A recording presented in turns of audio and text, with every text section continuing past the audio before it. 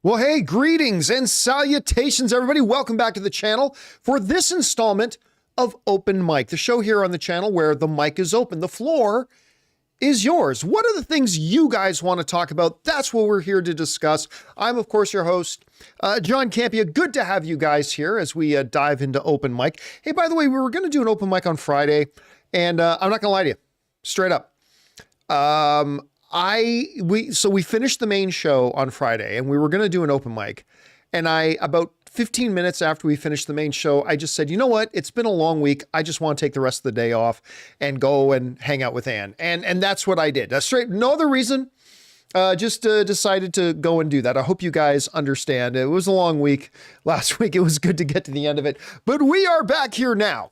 To talk open mic. And by the way, there are two different ways for you guys to get a question on open mic.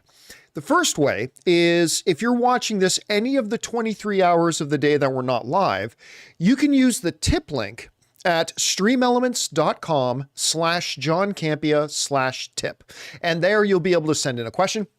Or if you are watching live right now, you can use the super chat feature and send in a topic or question that way. And as long as your topic or question is appropriate to be used on our show, remember, you sending one in does not guarantee it's going to get on the show. If we deem it inappropriate to be used on the show, we're not going to use it. But thank you for the tip anyway. You are still supporting the channel. But go ahead and do that. All right.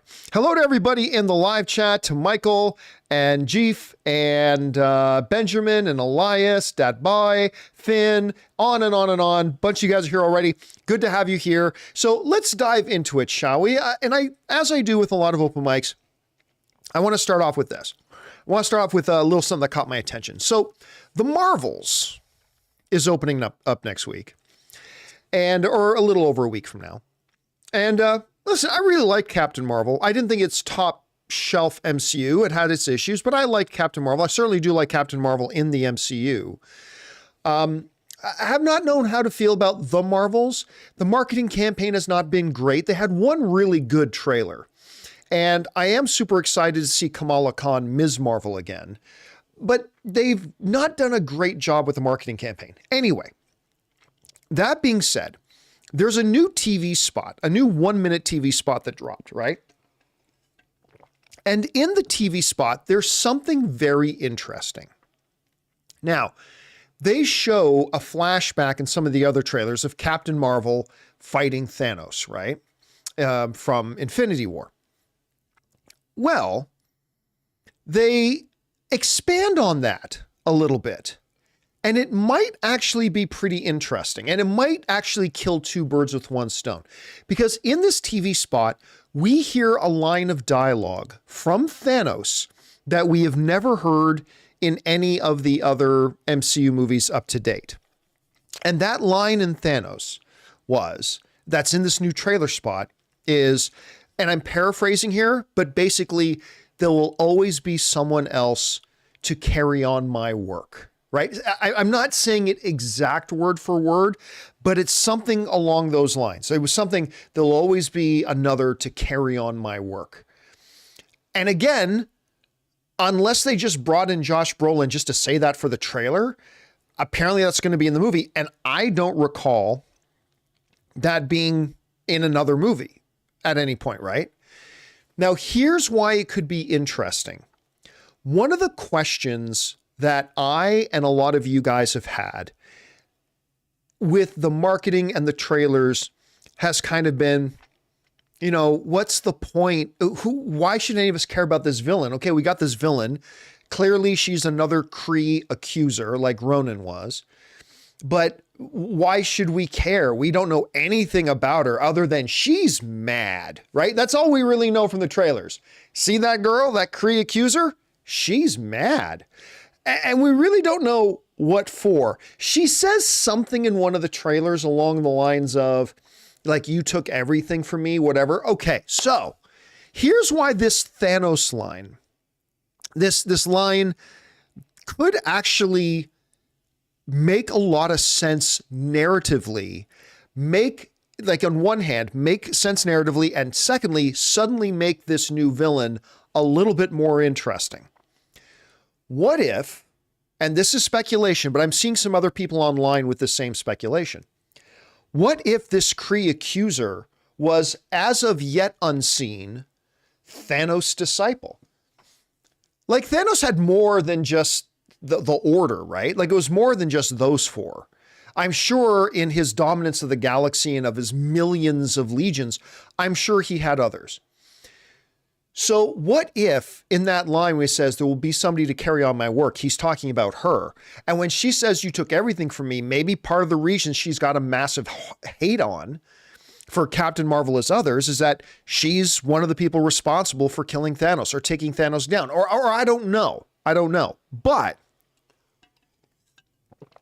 I just think that if we are hearing a flashback line that we never saw in the movies before of Thanos saying something along the lines of there will always be somebody else to carry on my work, that all of a sudden makes this new villain a little bit more interesting to me. Because like I said, up until now, and I'm looking forward to seeing the movie, don't get me wrong, but up until now, I've been like, why should anybody care who this villain is? They have not made this villain at all interesting. She's just a villain of the week, nameless. We don't really know anything about her motivation. We don't know why we should even care about her other than the fact that she seems kind of tough. Okay, fine.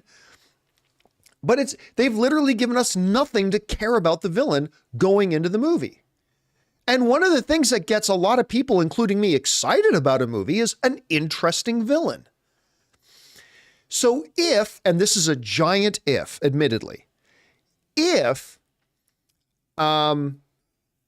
they show us that there is a connection between this Kree accuser, because remember, Thanos had a connection with another Kree accuser, but he had a connection with this Kree accuser, and she's kind of the one that he said of, hey, if I ever fail, if I ever get defeated, somebody needs to carry on what I was doing, and that's going to fall on you.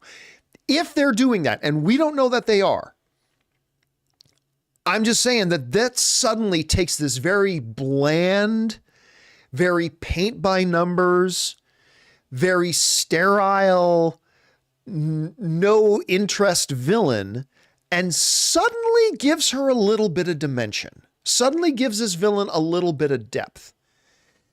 But I would also say this, if that's what they're doing, they should have led with this. They should have been focusing on this in their marketing campaign. Like, I get it. Listen, we learned from the first trailer that the three Marvels are changing places when they use their powers. Okay, we got that in the first trailer or two.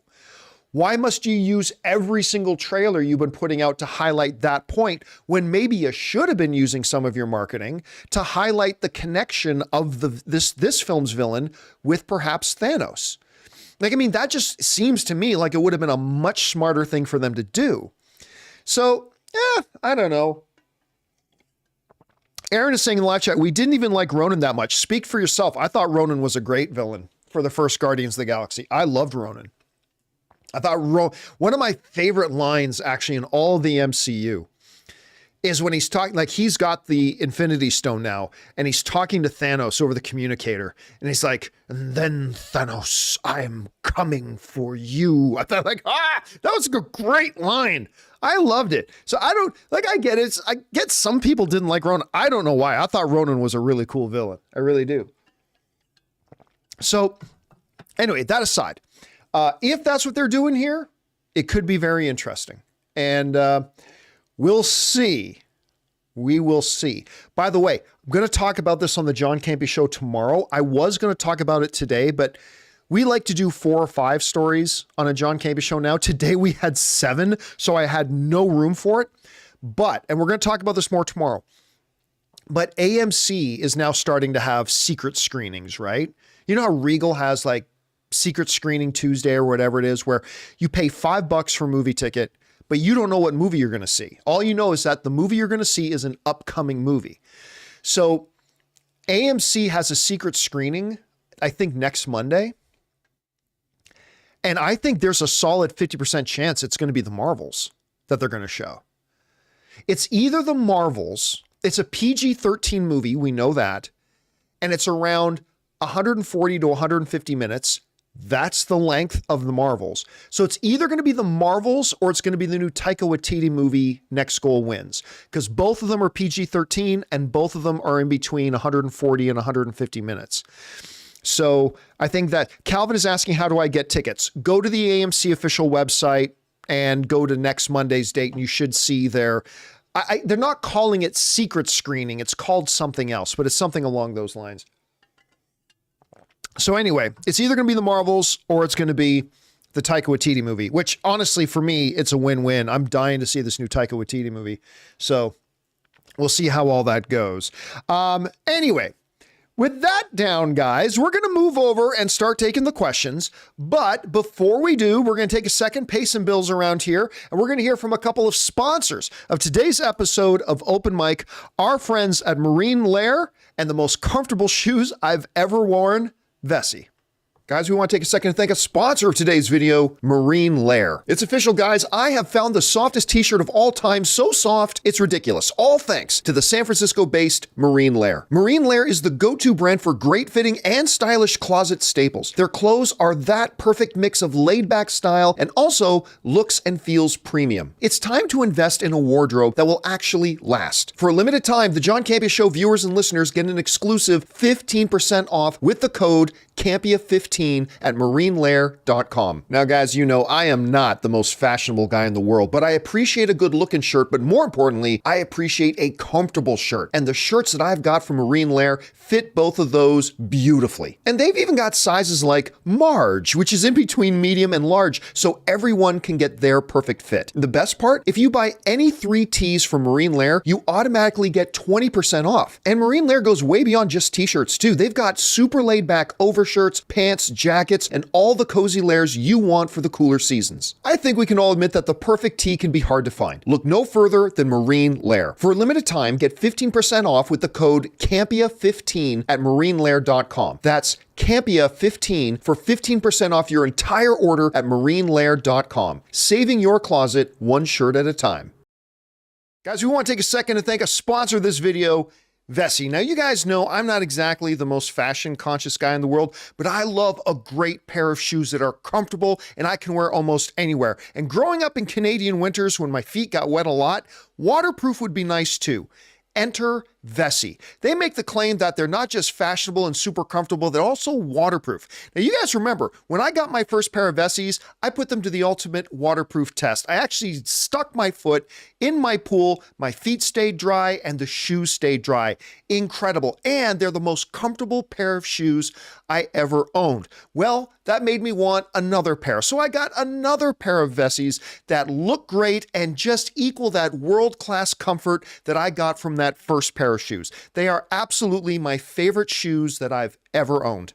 Imagine your favorite sneaker style supercharged with waterproof technology and unmatched comfort. No matter how you like to stay active, Vessi has the shoes for you. Trail-ready high tops, effortless slip-ons, and classic court shoes, all with a waterproof twist. They are just as comfortable and stylish as your favorite sneakers, but even more versatile. So guys, if you're anything like me and you want the most comfortable pair of shoes that look great, that you can take out hiking, wear to work, go to the gym, or walk through the water and snow, go to vessi.com/Campea and get yourself a pair today. Go to vessi.com/Campea and get 15% off your order using the code Campea. And thank you to the sponsors of today's episode, Marine Lair and Vessi. Guys, make sure you go and check out our sponsors. They help pay the bills around here. Look for the links that we have down in the description below. All right, guys, with that all down, let's get to the main reason we're here, which is to take your questions, shall we? We're going to start off with the tippling questions, and we're going to go off and start off with only one Bobby Charlton, who writes, R.I.P. Sir Bobby Charlton, Man United and England legend, class act on and off the pitch, a true gentleman that was appreciated by even United's fiercest rivals. The last Busby babe has at last joined his teammates, lost in Munich air disaster in 1958. I'm not going to lie to you. I've never heard of this gentleman. I don't really follow soccer, or as other people in the world call it, football. But I mean, always a nod of respect when a sporting legend dies. Again, I'm not familiar with him, but I'm sure most people in the world are, and that's really nice of you to call out some honor to him there. All right, next up.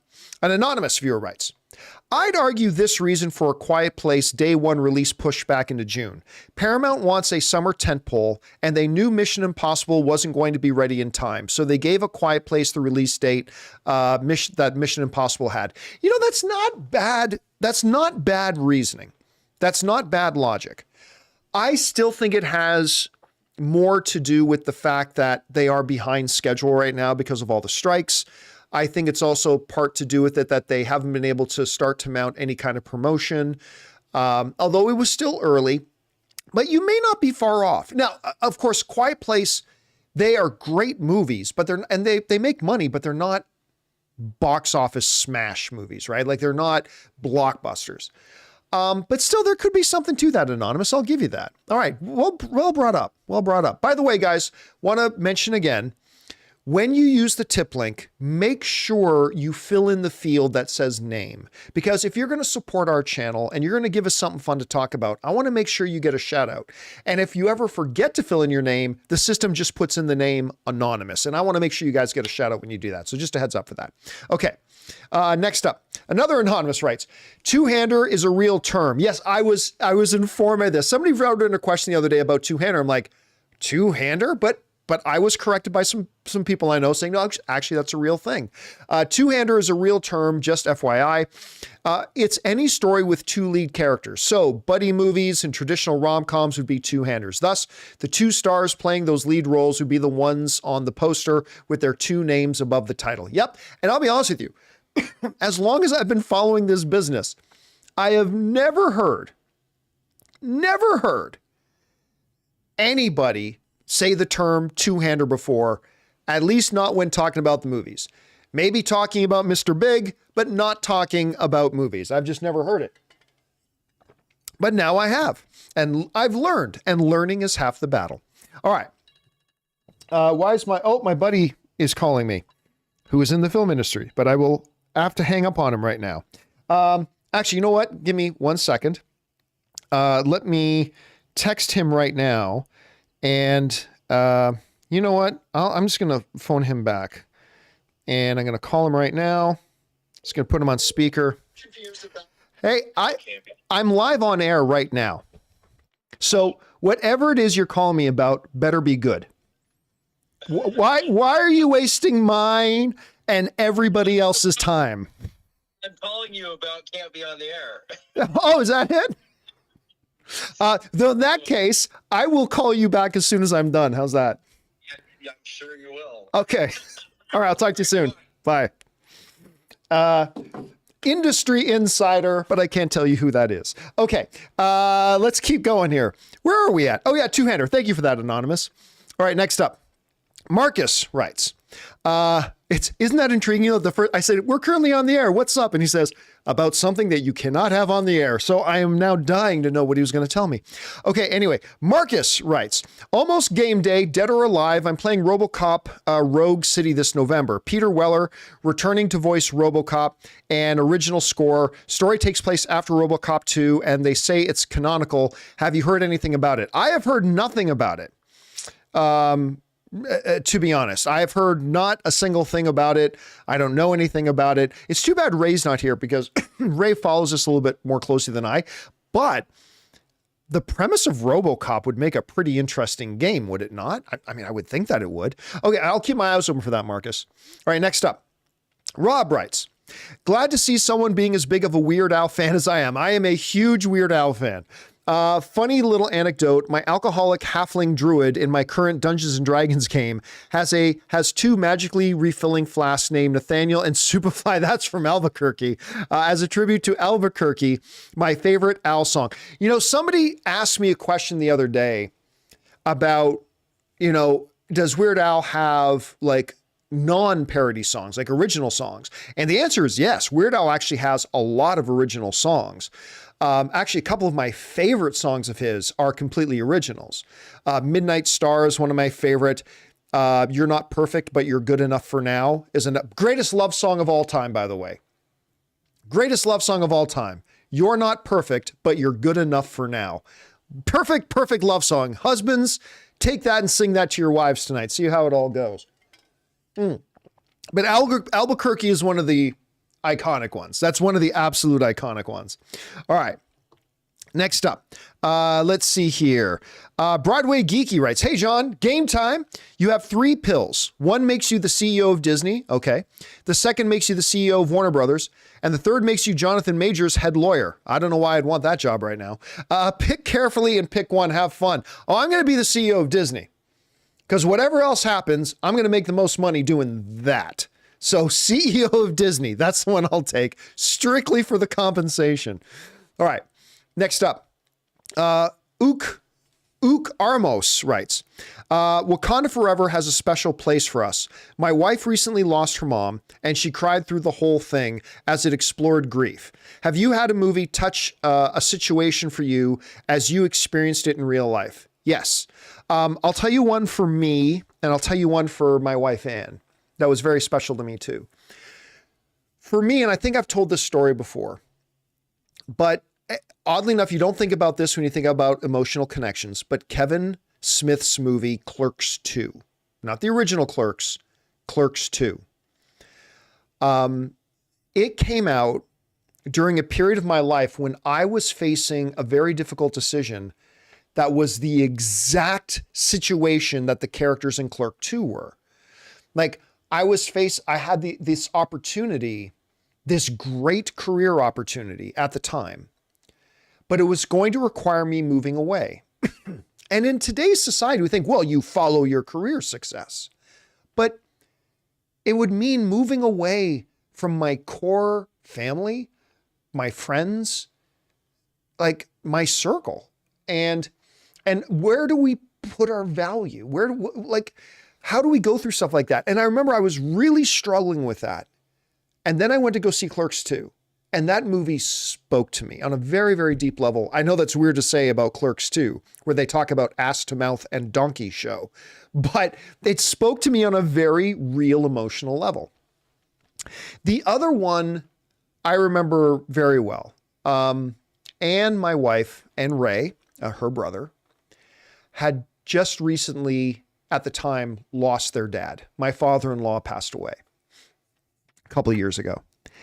And not terribly long after that, Anne and I went to go see the new animated film Onward. The one with Chris Pratt and Tom Holland doing the voice of the I don't know if they were trolls or whatever, the brothers, right? And what we didn't know, I mean, we guessed it a little bit from the trailers, but it was really the whole moving point of the movie was these two brothers. Their main motivation was they lost their dad. They lost their father. And the whole movie of Onward is really this epic quest. It's like a big Dungeons and Dragons game, but it was really an epic quest of these two brothers just trying to get their dad back for one day. They were trying to accomplish something that would bring their father back for one day. And all they wanted in the world was to have one more day with their dad, right? Now you have to imagine, I'm sitting there with my wife, and not long before that, we had lost my father-in-law, Anne's dad. And Anne loved her dad. I mean, everybody loves their dad, but Anne was one of those cases that she had a very, very special father-daughter relationship with her dad. As a matter of fact, we're going to a Laker game tonight, and I'm not the biggest Laker fan in the world, but, you know, Anne's dad was a massive Lakers fan. And after he passed away, Anne just said to me, we need to start going to more Laker games. And so, because that's something that her dad passed on to her, was being a Lakers fan. Anyway, and so, yeah, watching that movie was very special and very emotional, and a lot of crying through the movie, through the movie. But that was one that touched us. And there are many other examples too, but those are the ones for me that really come to mind the most.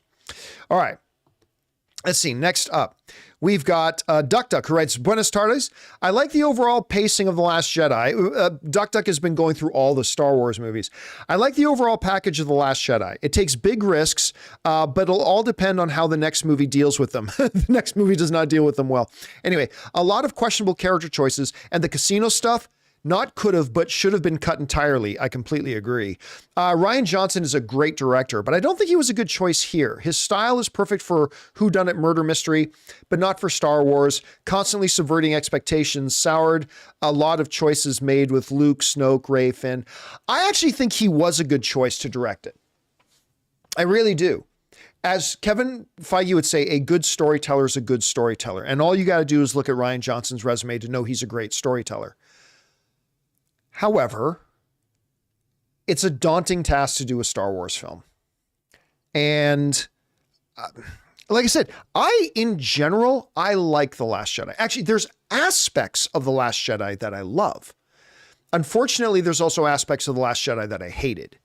And you know what? It just didn't fire on all cylinders. It just didn't. Now, The Last Jedi is the Godfather compared to The Rise of Skywalker, but still it could have been better. And I'm sorry that you have to now go in and watch the Rise of Skywalker. I'm very sorry that you have to now go watch The Rise of Skywalker. All right. Next up, we've got CJ Adams writes, Hey crew, have you seen Captain Laserhawk? I've never heard of it. A Blood Dragon remix on Netflix. It's basically Harley Quinn meets Ubisoft IP. Ubisoft is releasing some bangers between this, Raven's Quest on Apple TV. Do you mean Mythic Quest? Is that what you mean? Did Ubisoft, is Raven's Quest an actual show? I've never heard of it if it is. Or do you think he's talking about Mythic Quest? Because Mythic Quest, I love. I don't know if any of you guys have watched Mythic Quest yet. Rob McElhenney, who is Ryan Reynolds' partner with Welcome to Wrexham. Rob McElhenney is the star of it. It is an awesome, awesome show. But I've not heard of Raven's Quest, and I have not heard of Captain Laserhawk, unfortunately. But now you've put them on my radar, CJ. I'll keep my eyes open for them. All right, next up. Anonymous viewer writes, the AMPTP used this same scare tactic on the WGA. On September 20th, they told reporters that if there wasn't a deal the next day, it wouldn't happen until January. No, you're misrepresenting that a little bit. That's not exactly how it went down, at any rate.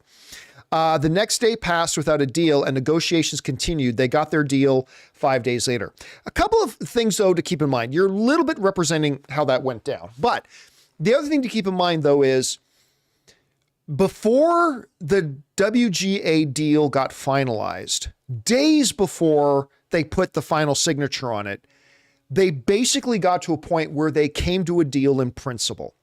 There were a few details they had to work out, but they stopped even meeting in the same room because days earlier, they were like, okay, we've got the basic outline of a deal.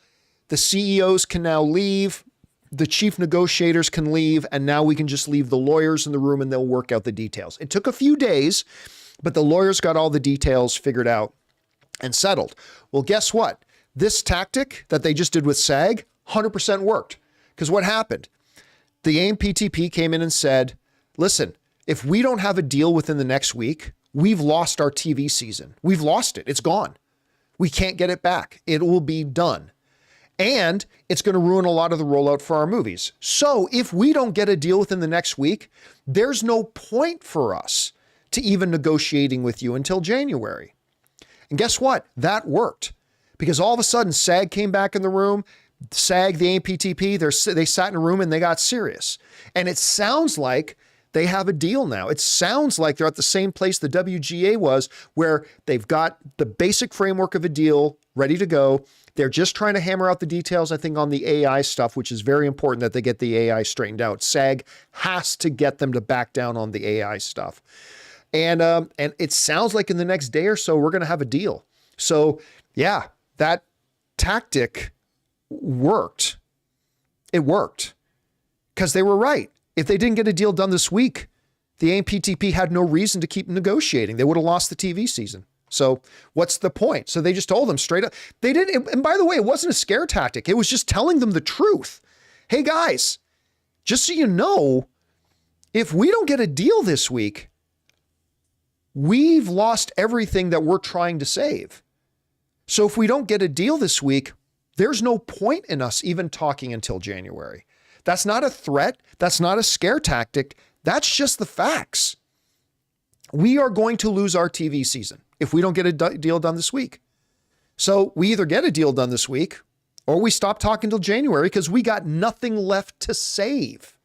We have nothing left to save if we don't get a deal this week. And I think that got fires lit under everybody on both sides. And I think that's why we're now on the cusp of having a deal. Hopefully, fingers crossed. All right, next up. Assorted Musings writes, Leafs defense look crap again tonight versus Dallas. But how'd it turn out? We'll bail them out. Looks like it might be turning into a legit number one goalie. Tell you what, the Leafs are looking really good this year. I don't expect them to win 65 games this year or anything like that, but they are looking really good. Matthews had a really hot start. Tavares is looking great. Everything's looking great right now. I'm very, very, very happy with my Toronto Maple Leafs start. All right, next up, Ahmed Z writes, hi, John. Good day. Good day. I was wondering why or what makes Apple TV shows so good. Is it the high budgets? No. Is it they give the creators 2 years to make seasons? No. Is it that they probably pay the actors well without straining them too much? No, it's none of that. Here's what it is. It's the same thing that was the magic sauce with HBO for so long and still is with HBO. They have a great eye for what to greenlight. It really comes down to that. It's as easy and as remarkably difficult as that. Having the right eye for figuring out what will work. Because look, a lot of stuff can look like it'll work on paper, right? But you got to really be able to have a vision for how can this actually play out? Will this actually work? You know, you get places like Netflix that just greenlight all kinds of shit. Or then you get stuff like HBO that is very, very, very selective about what it puts into production. Apple TV seem to have taken that approach too, that they're very careful about making sure they've got great foundations for what will make a great show. And I honestly chalk it all up to the executives that, I mean, obviously you need great talented storytellers, you need great talented writers and talented directors and talented, all this kind of stuff. But at the end of the day, if you don't have a great set of executives that know how to look at a pitch and really have a good eye and a good sense for what will work and what won't work, then it all falls apart. And so I really just kind of chalk it up to the executives having the wisdom to know what will work and what won't, because they've been doing a great job so far. Great question, Ahmed. All right, next up. Nico writes, Bodies wasn't bad, but I did like the story a lot better when Dark told it. A bigger time investment, though. Give Dark a watch, people. Yeah, so Bodies is really interesting. For those of you who don't know, this is trailer. You can find that, just look for Bodies trailer. And this investigator is investigating this naked body found in an alley. But then you find out that that same naked body was found in that same alley like 100 years earlier. And then it jumps to the future and it's like 100 years in the future, that same body is found in the same alley or something like that. The trailer completely got my interest. I haven't watched it yet, but I'm very, very interested in it because that trailer was fantastic. All right. Next up, Garden Variety Vagabond writes, John, for the Highlander, my favorite movie, is there a reason that Ramirez must be older? Yes, there is, but I'll get to that in a second. If they are immortal, that he was older never made sense to me. Obviously, it is intrinsic. McLeod is Scottish and Ramirez is Spanish, but age doesn't make sense. It 100% makes sense, and I'm going to tell you why. Now, some of you may not, if you haven't seen the Highlander, you may not get this, but remember, the Highlanders are kind of like vampires in the sense of whatever age you get turned when you're a vampire, that's the age you're going to be, or that's the age you're going to look like for the rest of eternity, right? Same is true with the Highlanders or with the Immortals. So Connor McLeod looked like Connor McLeod looked like on the day that he died for the first time. That's how an immortal finds out they're immortal. The day they die, they get back up, and then they're just that age. That's the age they are. So why is it then important that Ramirez is older? I personally think that Ramirez being older is important because Ramirez is supposed to be this great swordsman, this great warrior, right? And him surviving to an older age, I think, is a testament to the fact that he was such a great warrior. It wasn't until he got older that he finally probably died for the first time. Unlike a Connor, who was, a good Scotsman warrior to a degree, but he wasn't anything great. And he got killed in battle younger and therefore was younger. So I think there is an important story hook there to Ramirez, that he was so good he survived until he's older. And that's what makes him a good Obi-Wan. That's what makes him a good mentor kind of character, right? So anyway, that's why I think Ramirez being older has narrative importance. It's a great question, but and maybe they'll go in a different direction. I don't know, but that's why I personally think it's a little bit important. Good question, Garden. All right. Next up, we got another one from Garden Variety Vagabond who writes, John, when Loki zapped himself, was that multiverse or time travel? I think it was time travel. Didn't he end up being the same variant? Again, the MCU's multiverse stuff is so convoluted and so wrong. Like, Marvel has basically presented 5 different iterations of what multiverse is in this big convoluted jarbled mess. Multiverse has been a failure. All right. The multiverse saga has been a failure. It's been completely inconsistent. They've had a lot of variants, this and whatever. It's all mumbo jumbo and all stupid. And I don't even think they know what it all means at this point. But this was more of a Bill and Ted time travel loop thing than it was of multiverse or variants, I think. So that's what I think that was. But who knows? We'll watch the final episode. Maybe they'll explain it and I'll be completely wrong about that. All right. Next up. Also, Garden Variety Vagabond writes, there can only be one. Actually, the wording is there can be only one. I know I'm being a little bit of a Highlander snob. I know, but it's just a little detail there. It's not there can only be one. It's there can be only one. Just one. Yeah, nerdy. Yeah, I know. I'm a fucking nerd, but it just wanted to get that right. Anyway, and it's Antonio Banderas as Ramirez. I think he would make a great Ramirez. He made me fall in love with the character Zorro without the gay blade. And don't forget, he's Puss in Boots. But honestly, Antonio Banderas would be, look, there are other actors who can play Ramirez that I'm sure would be marvelous as well. But it's hard for me to get Antonio Banderas as Ramirez out of my head. I think he would be an inspired choice. But again, many other actors they could pick that I'm sure would be great too.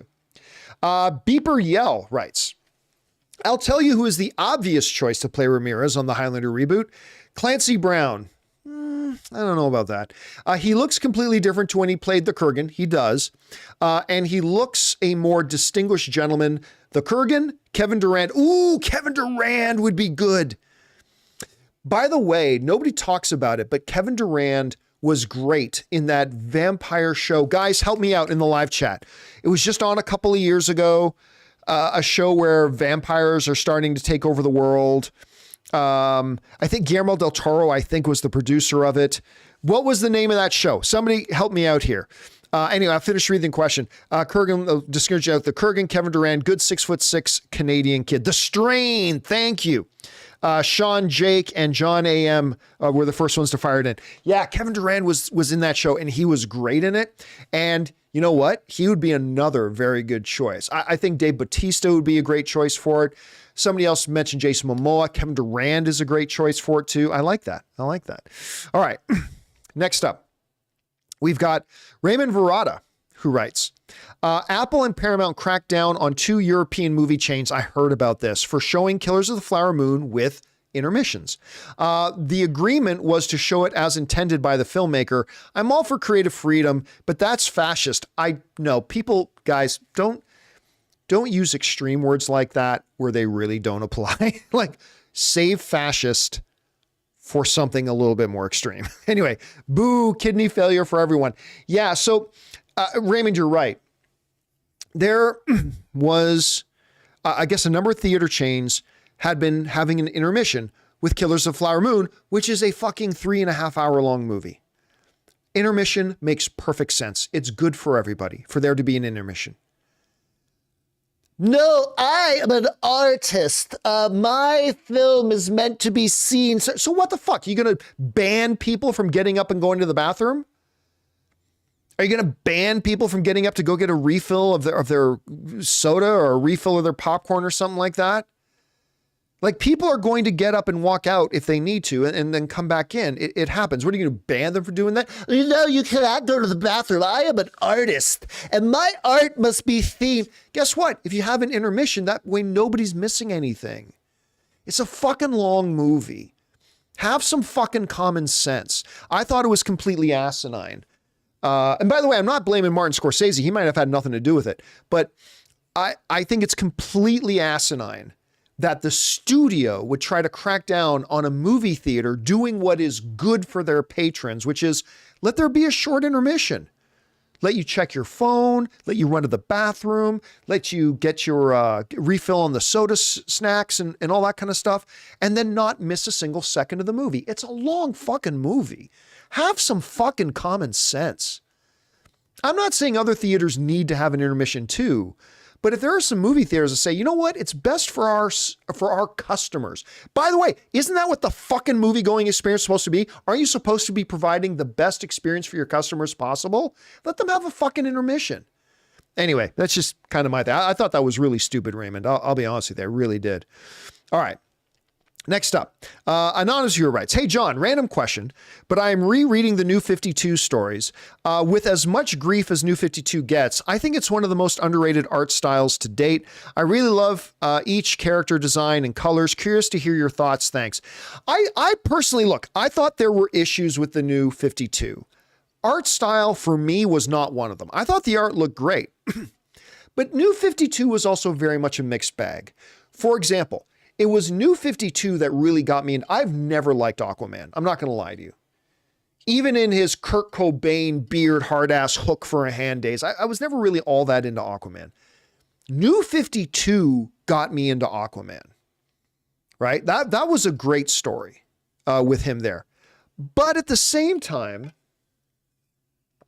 like, the Batman story, I thought was pretty lame. I really did. I did not like the New 52 Batman stuff with those two sibling characters. I didn't like it. I also didn't dig the Superman Diana stuff. Again, it was a mixed bag. There was some good, there was some bad, but I never had an issue with the art styles. I thought the art always looked great, but that was just me. All right. Let's see here. Next up, Dangerous D writes, heard of the real life story of Yasuke, the first black non-native samurai. There's an animated Netflix series about him, but there should be a live action film. Well, look, I say this all the time. Nothing should be a live action film. Nothing. Nothing deserves to be a live action film. The question is there a movie there that they think a lot of audience would come out and turn out to watch, regardless of the story, right? And there are some great stories that maybe would never actually get an audience, and maybe they won't. If they ever think that this can get out an audience, they'll make it. 100%. You know why? Greed. If they believe they can make money on it, they will make it. Believe you me, they will. So yeah, I remember hearing about the series. I never watched the series myself, but it's interesting. All right, next up. Dangerous D also writes, you were explaining to Ray that there were two Highlanders, Connor and Duncan, but do you consider 2007 Highlander anime movie that has Colin McLeod to be canon? I'll be honest with you, I very rarely consider anything that's animated to be canon. In the rare example of when there's a live action component and an animated thing, like even with Matrix, remember they had the Animatrix? That's what they called it, right? The anime series about the Animatrix. Not that it was bad. It wasn't bad. Well, some of it was kind of lame, but some of it was great. But I personally never consider an animated component to a live action thing unless it's in the same movie. But I never consider it canon. I'm not saying I'm right to feel that way. I'm not saying I'm wrong to feel that way. I'm just letting you, that's the way in my head where I never consider that stuff canon. So if they want to bring in a Cullen McLeod, great. But until that happens, I personally don't consider it canon. But that's what you were asking. You're asking me if I consider it canon. I do not. All right. Next up, we've got Murray Reich, who writes, 1 of 2. I saw Killers of the Flower Moon, and so far, I think it's in my top 5 films of 2023. De Niro's performance of being manipulative non-mob boss was chilling, but so good. Lily Gladstone's character was such a heartbreaker. You feel her suffering. I was worried initially going into the movie that I wouldn't be able to handle the 3.5-hour runtime, but boy, was I wrong. Each person varies differently, but for me, it felt like a 2.5-hour long runtime due to so much happening throughout. Definitely check it out. I finally got around to watching, because I missed it the opening weekend. I finally got around to watching Killers of the Flower Moon. I think it's fabulous. I think it's great. I do think it could have been about 20 minutes shorter than it was, but you're right. The pacing was good because there's always something happening. The story is constantly being progressed. There's new ground being covered. A much better job, in my opinion, than what Martin Scorsese did on The Irishman, which was also a wonderful movie, but badly paced and should have been like a full half hour, maybe even 45 minutes shorter than it was. This one was a big step up on that for me. And I don't know if it's going to end up in my top 5. It may, but it's really great. It's fantastic. All right, next up. Murray Reich also writes, also, to me, any film over 2 hours, you need to sit on recliners. I don't disagree with you, especially this one surprisingly only had only 15 minutes of trailers at the Regal. Yeah, you know, I've been noticing more and more, very happily noticing, that not all the time, but a couple of times lately that I've gone to an AMC theater for a movie, there have only been like 15 minutes of trailers. Now, there's also been 1 or 2 times in there that they've had the full half hour of trailers, which is bullshit. They need to get rid of that. But if they're moving towards like a 15 minutes of trailers, I still think that's a little too long, but it's a lot better than the fucking half hour trailers we've been getting. All right, guys, listen, that's it for all the tip link questions that you guys have sent in. We're going to now move over and start taking the questions that you guys who are watching live have been sending in. And by the way, I'm going to turn off the super chats here in just a minute. So if you've got a question or comment or a topic you want to send it in quickly, because I'm going to turn off the super chats. But before we get to those, we're going to hear from a couple of more sponsors of today's episode. My mobile service provider, and they should be yours, Mint Mobile. And honestly, the best teeth brushing oral care I've ever had in my life with Quip.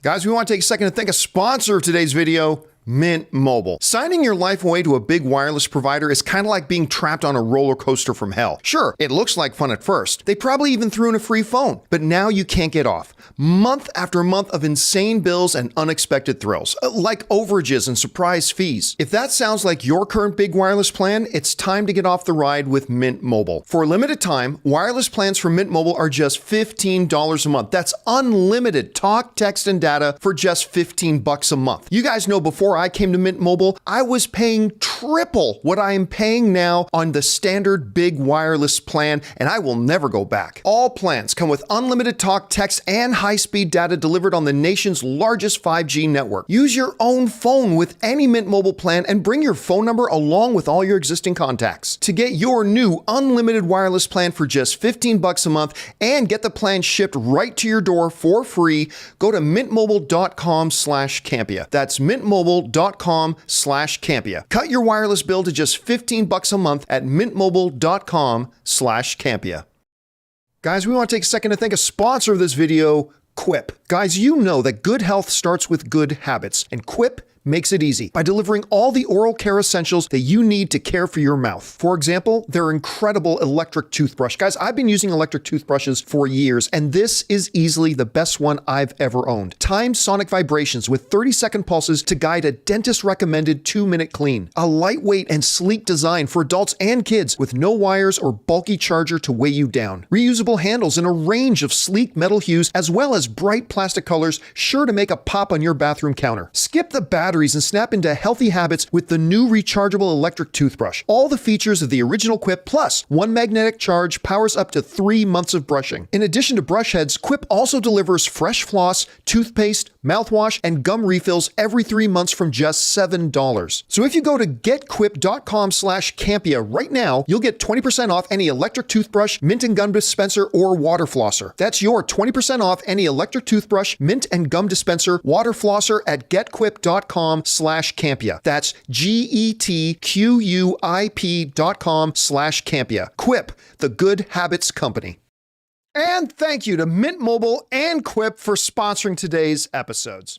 All right, guys, with that down, let's get over to the live questions you guys have been sending in. As I mentioned, we've now turned the super chats off. We've already gone overtime today, so we're going to try to get through these quickly because I got to get over to a Lakers game, actually, too. That's the wrong thing. There we go. We're going to start off with Thunder Force 2000, who writes, why does a sequel take longer to come out than a new season, considering a season it's much longer than a movie? Couple of reasons. Number one, a lot more goes into making a movie than going into making a season of television. That's number one. A lot of people think things on TV sometimes look cinematic. Not really. I mean, there's a very, very few exceptions, but cinematic looks cinematic. TV often doesn't. The other thing is this, with a lot of television shows, you've already got your locations, you've got sets built, you've already got all your costumes made, you've got all that kind of stuff. And it's just a lot easier to now go to part 2, part 3, part 4, because a lot of the stuff that takes a lot of time in developing this stuff is there. Number 3, there is not nearly as many visual effects shots in television as there is in movies. Even television shows that for television have a lot of VFX. When you compare them to the thousands of shots that a lot of these movies have and stuff like that, it's much bigger. Also, like with a lot of television shows, you have full dedicated writers' rooms that are working around the calendar, right? All that kind of stuff. And they already have their established characters. They already have a lot of their background. They can just move into that. So that's part of the reason why that and others, why it takes a lot longer to make a movie than, say, a second or a third or fourth season of a television show. All right. Good question, man. All right. Next up. Where are we at? We're at Elvis C, who writes, hey, John, big fan since AMC Movie Talk days. Thank you so much. Those were good days, AMC Movie Talk. I am making a career into video editing. Nice. Now, I am in a course with ACE Editor. I was wondering if you have a piece of advice to succeed in video editing. Thank you. Well, listen, I edit video, but I would not consider myself a video editor. Right? Like Jonathan Voico is a very gifted video editor. My other video editor, Chuck Norris, yes, that's his real name, Chuck Norris, is a real video editor. I'm not really the right guy to ask. I really don't know. Obviously, get together as good of a reel as you can, keep up to date on the software and the techniques. But other than that, you might as well ask me, hey, John, what's the key to being a great bull rider? I don't know. I'm not like, I do some editing, but I am definitely not a professional editor. So I'm not the right guy to ask, unfortunately. But best of luck, man. We need great editors. Great editors are few and far between. So I hope you do well, man. I really do. And by the way, I just know you sent like almost a $20 super chat. Thank you, man, so much for supporting us on that level. Appreciate that, Elvis. And best of luck in your endeavors, man. I hope you do well. All right, next up. Angel Leon writes, if The Last of Us 3 happens, do you think Craig Mazin could get involved in the story? Nah, probably not. Craig Mazin is really more of a television guy. Not to mention, I think they've been doing pretty damn well on the story side without Craig Mazin. Now, let Craig Mazin focus on television. That's where he'll be. I don't see there being any need to bring him in because, look, Last of Us 1 and Last of Us 2, especially Last of Us 2, are the single greatest stories ever told in video games, in my opinion. So they're doing just fine. I don't think Craig Mazin will get involved. I don't know that for sure. That's just my guess. All right, John Redcorn writes, have you seen the new South Park special yet? I have. It's great. You know what's really funny, though, about it? Because South Park always eviscerates everyone, right? Like when they pick a topic, they go after everybody. They very, very rarely go after only people on one side of an issue. They'll point out the ridiculousness of one side of an issue, but they'll also rip and burn the other people on the other side of the issue as well. That's what they do. They go after everybody. And what's really, really funny to me as I watch and by the way, the new episode, what was it called again? What was the name of the episode? It's got a pun for the name. I can't remember. If any of you guys remember the name of the episode, go ahead and put it in the live chat because it's freezing on me now. It's like the Panderverse. Is that what it's called? Oh, Dat Boy 22 saying Panderverse, right? The Panderverse, not Panda, Panderverse, right? It's funny when I see like some outlets go, this episode's awesome because it's burning Kathy Kennedy. And they do. They burn her really good in that show. But here's the other thing. It's so funny to me that certain people are completely oblivious to the fact that they are also being made fun of.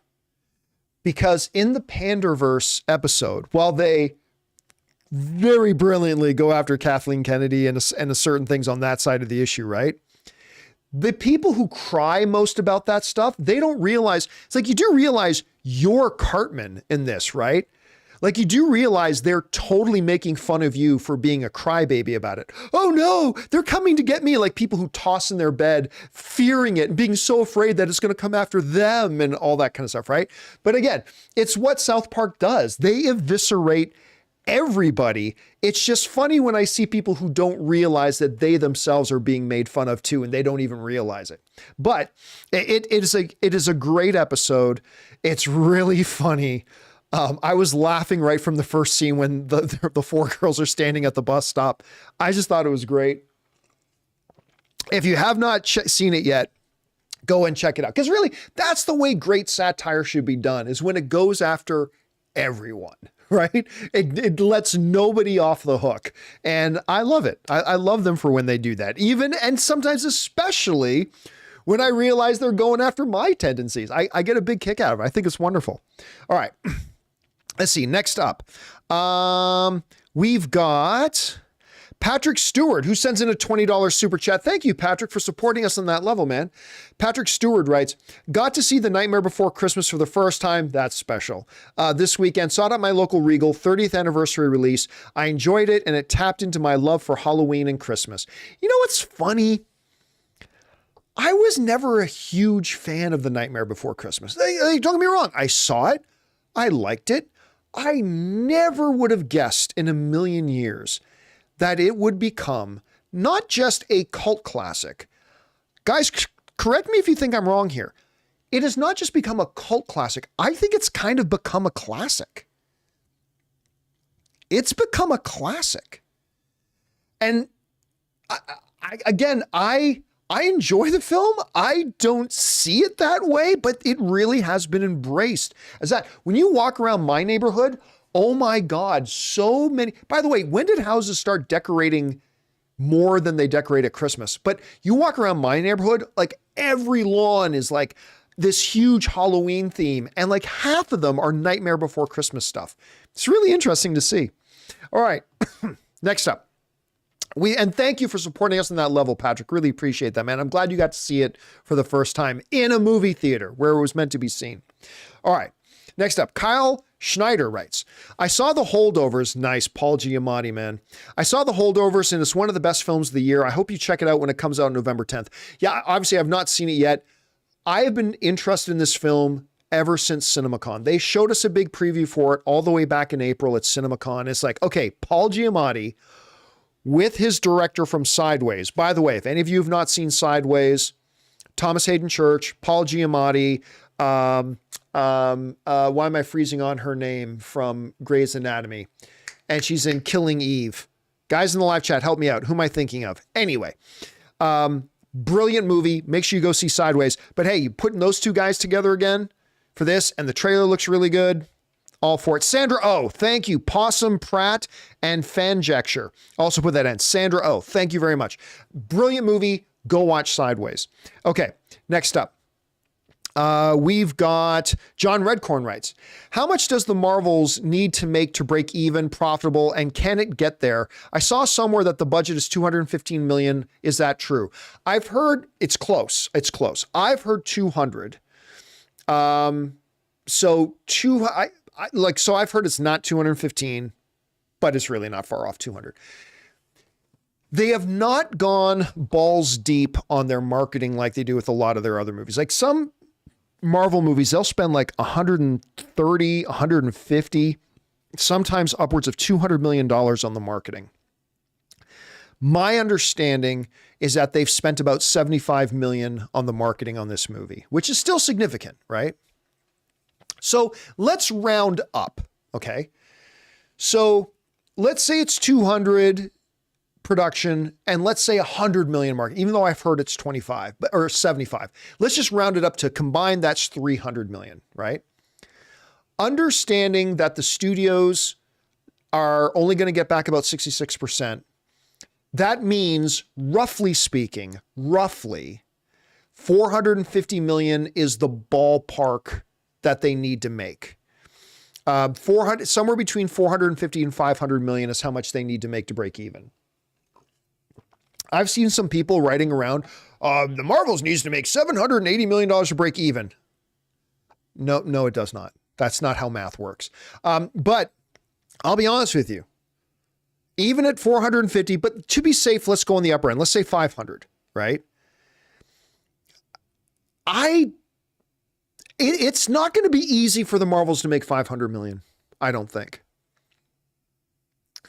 We'll see. I mean, look, if the movie's great and it gets big repeat viewing, if it's like Elemental and people just keep coming back and go see it more and more, yeah, it'll cross 500 million, no problem. But will it do that? I don't know. If I'm Kevin Feige, I don't feel comfortable. That 500 million is going to be easy for them to get. If this was the next Spider-Man movie, easy, no problem, in their sleep.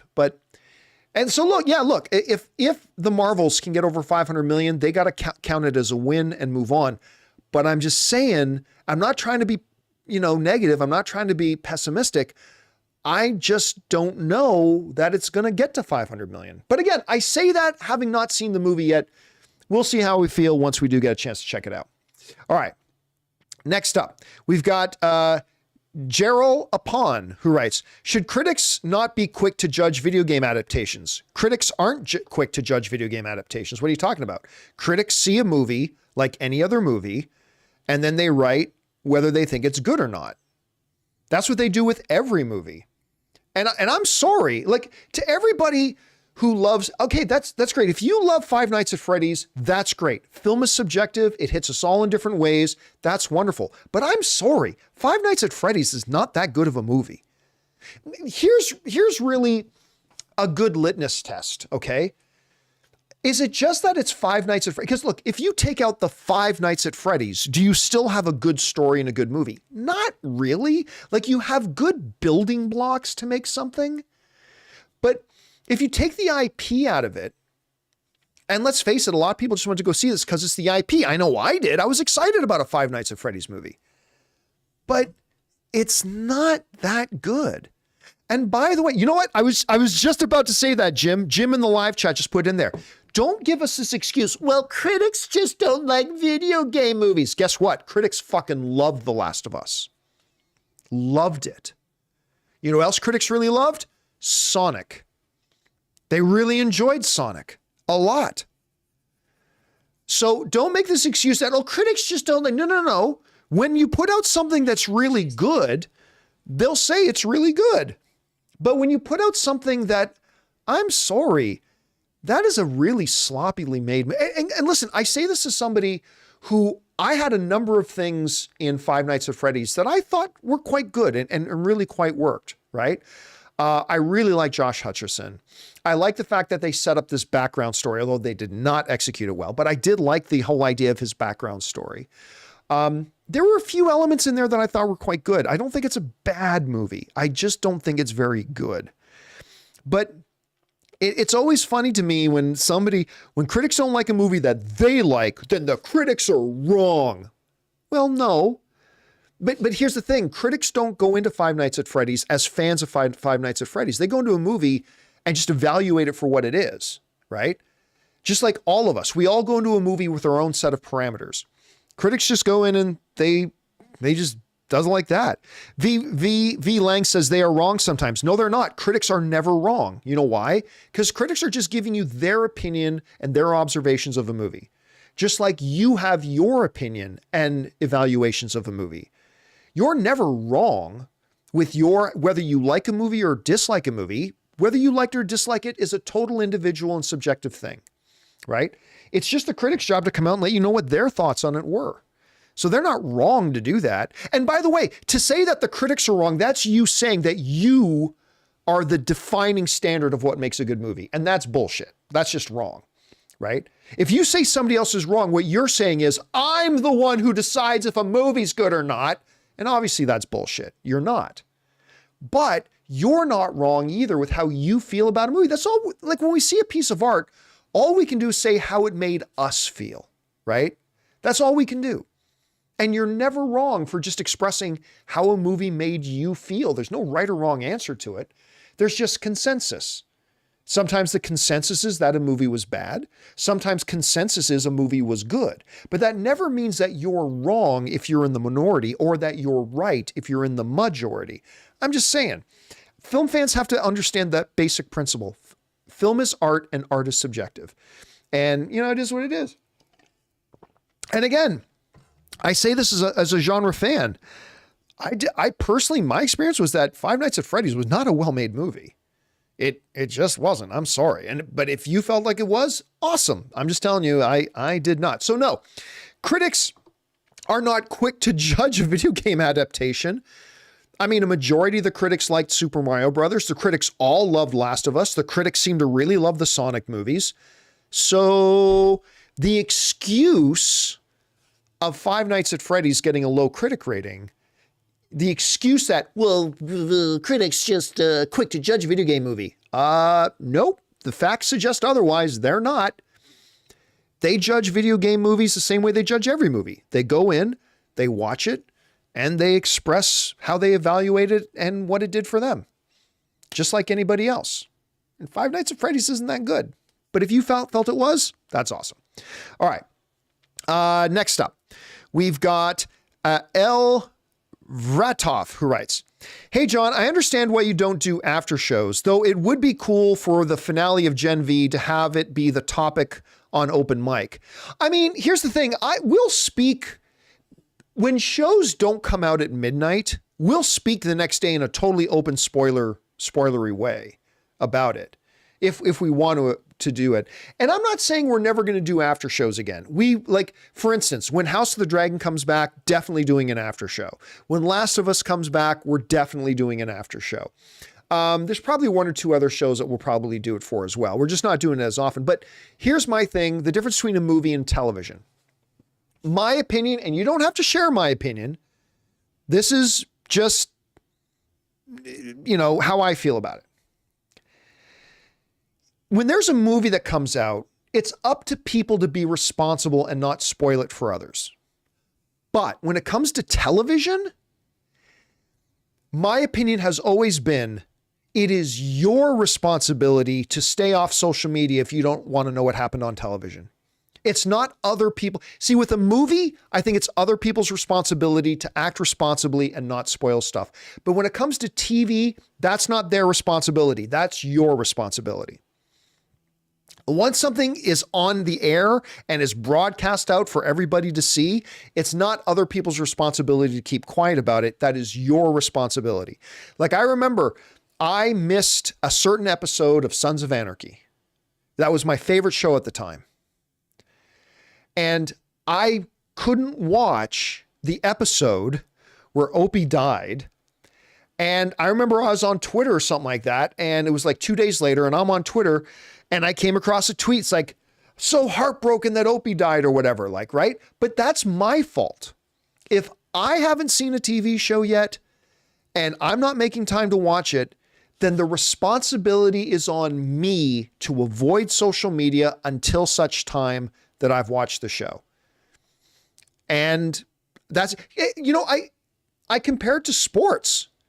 Like, okay, you want to watch the big, you know, football game between the Bengals and the 49ers. Congratulations to the Bengals, by the way, for beating the 49ers. But if I really want to watch that game and I can't be home to watch it, so I'm going to watch it when I get home. I'm going to go onto, you know, my NFL service. I'm going to watch it when I get home. Guess what? It's not like, will nobody on Twitter talk about the score of the game? Of course, everybody's going to hop on Twitter the minute the game's over and talk about the game, and they're going to talk about the score, and it's going to be the headline on all the sports news sites.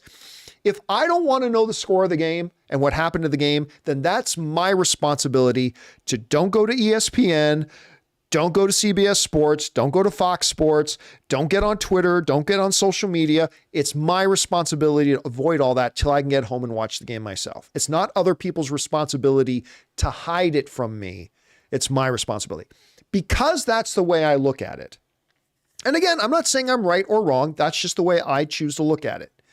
Because that's the way I look at it, if the next episode of Loki comes out at 7 p.m. or 6 p.m. my time, then, you know, 12, 13, 14, 15, 16, 17 and a half hours later, as far as I'm concerned, it's fair game that we can talk about it in an open spoilery discussion, even on the main show if we want to.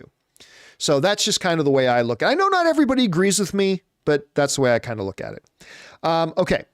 Next up, we're almost done here. John Redcorn writes, Expendables 4 has made $50 million worldwide. After watching it, it deserved to make less than that. Yeah, it did. What an embarrassing wet fart of a film. Easily the worst film of the year. I mean, to me, it's the worst film of the year. But once I say that it's the worst film of the year, and I probably will,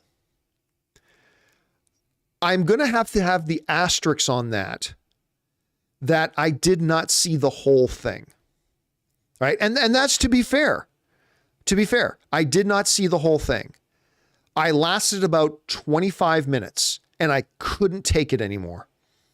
I just couldn't take it. It was that bad that I mean, it was physically, I was in physical pain trying to watch it. And that sucks because I'm somebody who has liked the first three Expendables films. I'm a huge Sylvester Stallone fan. I love Jason Statham. Randy Couture is in there as well. You know, I got a little bit of background with Randy. So I wanted to like it. Straight up, I wanted to like Expendables 4. It's just so horrible. But yeah, at the end of the year, once I declare it my worst film of the year, I'm going to have to put a big asterisk beside to say, just so you know, I only saw 25 minutes of it. So I'm always going to have to give that disclaimer. But oh my God, that 20 some odd minutes I saw. And by the way, I remember coming out of it and I talked to my one buddy who didn't leave when we left. And I said, let me guess what happened. Does this happen and this happen and this happen and this happen? He said, yeah, that's exactly what happened. It's like, yeah, it was so predictable. Anyway. All right. Next up, we got Daquan Davis, who writes, you think the UFC fumbled the bag with Francis Ngannou? No. They could have made a lot of money co-promoting with Top Rank for that Fury fight the other night. I think it's a shame the UFC didn't pay him, to be honest. No, I don't. Francis Ngannou, I love Francis Ngannou, by the way. Love Francis Ngannou. But he wanted way too much money in relation to what UFC was paying everybody else. It was just too much. And it sucks that they had to let him go, but they had to let him go. And hey, good on Francis. He was able to go in and do this circus novelty bullshit boxing match thing, but he was able to make a lot of money, like more money than he ever made in the UFC. So God bless him for that. That's great. But I do not think the UFC made the wrong move. Like if you give Francis Ngannou the kind of money that he was demanding, then all of a sudden everybody on your payroll is going to be looking for a huge raise because you're going to have other people coming up and say, hey, suddenly Francis Ngannou is literally being paid 5 times more than I'm being paid. And I am almost as big of a draw as he is. Why am I not getting that money, right? They could have sunk their business. It could have sunk their business. Now, and I say that as somebody who believes that UFC fighters should be getting paid a little bit more, but they couldn't give Ngannou what he was wanting. They couldn't. And Ngannou was able to leave and go make his money somewhere else. And God bless him. But I think it would have been a very bad... Listen, it's easy for fans. Everybody's an expert. And I include myself in this, by the way. Everybody's an expert about how other people should spend their money, right? Everybody's an expert on how they should run their business. Everybody's an expert about how you should spend your money. Everybody's a world expert on that, right? Everybody. They're never experts on how to spend their own money, but they're always experts on how other people should spend their money. I just, when you really look at it, and I know fans always think, just pay the man, just pay the man. That's always the fans' response, but fans sometimes don't really think it through. And UFC could sink their business, I think, if they didn't let Ngannou go. And again, I'm not blaming Ngannou. He went and got his money. But yeah, you got to be careful with how you spend your money. All right. Next up, Bright writes, Thanos line is chopped up from other lines. Listen to it very closely. You can hear the uneven levels of audio. Marvel just trying to generate hype. Here's the thing, Bright.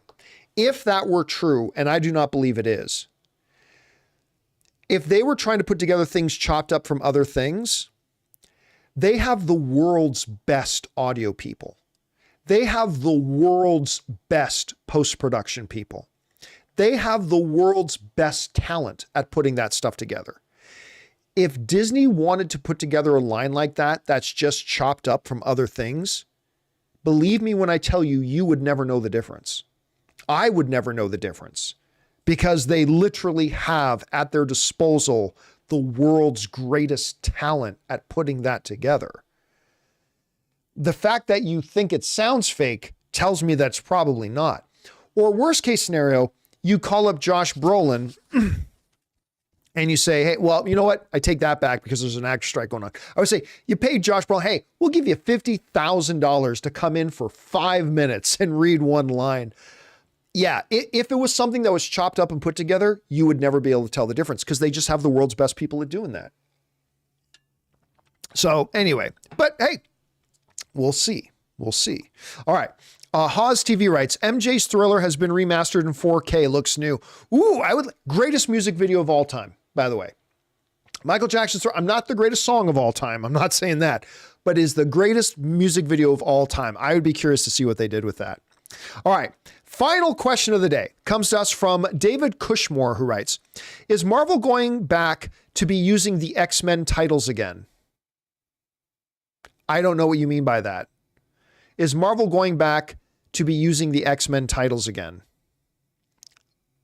I don't know what you mean. You know what? We're on the last question. So let me ask any of you guys in the live chat. Do you know what it is David is asking? Or David, if you're still here, what do you mean is Marvel going back to... Marvel has never used X-Men titles because Marvel hasn't made X-Men movies. Leonardo's saying like Days of Future Past. Like reusing old, I doubt it. Like, I don't think you're going to see Marvel making a Days of Future Past X-Men movie. I don't think you're going to see that. First of all, Fox's X-Men Days of Future Past, that's a top 10 greatest comic book movie of all time, as far as I'm concerned. That movie's brilliant. Other than Logan, it's probably the best X-Men film ever made. Like, it's fantastic. So, I mean, that's not to say they can't try to...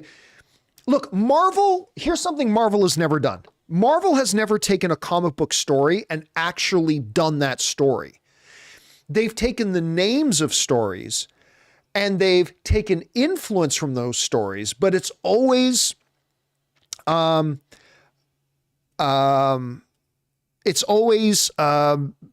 their own thing. It's always different, right? And by the way, the Fox X-Men Days of Future Past was not really the story from the comic books. It was very similar. It took a lot of its influence, but it was also its own unique thing. So I could totally see Marvel at some point making an X-Men story that is clearly influenced by and has a lot of similarity maybe to the comic book Days of Future Past storyline, but it would also be very different. Because that's like their Age of Ultron movie was nothing like the Age of Ultron comic book story, like very different, and so on and so forth. So yeah, we'll see. All right, guys. And that'll do it for today's installment of Open Mic. Thank you so much for being here and joining me for this installment. Big special thank you to all you guys who sent in questions, whether it was at the tip link or using the super chats. Number one, because you gave us great fun things to talk about. But number two, you supported our channel as you did it. And all of us involved with the show, thank you guys so much for your support. Guys, don't forget to come on back and join us tomorrow for the next installment of the John Campea Show. We'll look forward to seeing you there. And I'm off with my wife to go see a Lakers game. So thanks a lot for being here, guys. My name's John Campea. And until next time, my friends, bye-bye.